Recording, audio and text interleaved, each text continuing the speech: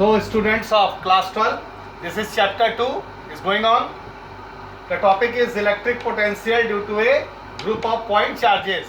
यानी group of point charges है, ये देखिए Q1, Q2, Q3 minus Q3 minus Q4 and etcetera etcetera और nth चार्जेस Qn, और इनके जो रिस्पेक्टिव डिस्टेंसेस हैं फ्रॉम पॉइंट P, Q1 से है R1 डिस्टेंस, Q2 का डिस्टेंस P पॉइंट से R2 है, इसी तरीके से माइनस Q3 चार्ज का डिस्टेंस पॉइंट P से है R3 एंड सो ऑन. ये प्रोसीजर चलता चला गया. और nth वाला जो चार्ज Qn है इसका डिस्टेंस P पॉइंट से है Rn. तो ये डिस्टेंसेस हो गए.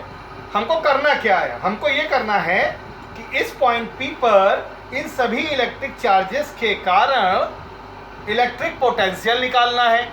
यानी we have to find electric potential due to all of these charges at this point P, because you know very well that the scalar potential is a scalar quantity, so you can simply add up of all the potential. Okay, तो आइए Q1 के कारण कितना potential होगा. अगर assume कर लें V1 है तो क्या आएगा 1/4 pi epsilon not Q1 upon R1.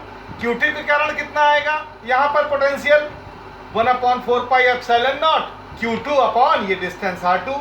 ऐसे ही ये कहानी चलती चली जाएगी. माइनस, चूंकि पोटेंशियल एक स्केलर क्वांटिटी है, जब इसका पोटेंशियल हम लिखेंगे तो 1/4 pi epsilon not minus Q3 upon R3. Minus इसलिए लेंगे बेटा क्योंकि पोटेंशियल आपको फाइंड आउट करना है P पर, वो एक स्केलर क्वांटिटी होती है potential. This is the reason the minus sign will be considered. लेकिन फोर्स के निकालने में, इलेक्ट्रिक फील्ड के निकालने पे यही पोजीशन होती तो हम माइनस साइन कंसीडर नहीं करते. क्यों नहीं करते? क्योंकि वो सब क्या है, वेक्टर क्वांटिटीज हैं. यही डिफरेंस है. समझ में आ गई होगी बात. तो चलिए फिर P पॉइंट पर रिजल्टिंग पोटेंशियल क्या होगा. मान लीजिए वो V हुआ, ये नोट्स नोट कर लीजिएगा.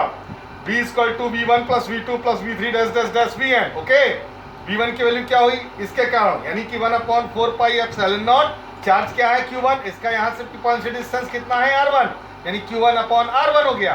प्लस इसके कारण 1/4 pi epsilon not Q2 upon R2 minus Q3 charge के कारण यहाँ पर पोटेंशियल कितना होगा minus 1/4 pi epsilon not Q3 upon R3. अगर यहाँ प्लस भी लगाते हैं तो 1/4 pi epsilon not minus Q3 यहाँ लिखना पड़ेगा, तो वो प्लस माइनस मिल करके माइनस हो जाएगा फाइनली. इसलिए माइनस मैंने पहले ही लगा दिया, कंफ्यूज मत होइएगा. इसी तरीके से Q4 भी माइनस में है तो minus 1/4 pi epsilon not Q4 upon R4 and etcetera etcetera. nth वाले के लिए 1/4 pi epsilon not Qn upon Rn. अभी इसमें से 1/4 पाई एप्सिलॉन नॉट को मैंने कॉमन निकाल लिया तो Q1 upon R1 plus Q2 upon R2 minus Q3 upon R3 and so on. बंद कर दिया bracket. Now come to the page number 2. इसको मैं कैसे लिख सकता हूं समेशन के फॉर्म में. V equal to 1/4 pi epsilon nought बाहर है, ये समेशन का सिंबल है. 1 से हमने n चार्जेस लिए हैं, यानी Q1 से लेके Qn तक. तो I इक्वल टू आपने 10th क्लास से पढ़ा है स्टैटिस्टिक्स में, यानी Q1 से लेके Qn तक, यानी 1 से लेके n तक, ये हो गया Qi अपॉन Ri. इंपॉर्टेंट क्या है?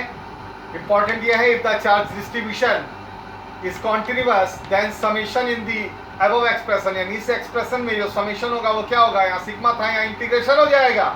अगर चार्ज डिस्ट्रीब्यूशन कॉन्टिन्यूअस है तो ये इंटीग्रेशन हो जाएगा dq upon r, where dq is the differential element of the charge distribution and r is the distance from the point at which v is to be calculated. Okay, number 2 पे आइए. If the charge is spread continuously over an area. मान लीजिए कि charge जो है किसी area पर distributed है, कोई भी एरिया है, ये प्लेट है, इस पर डिस्ट्रीब्यूटेड है, इसका एरिया ए है, तब क्या होगा.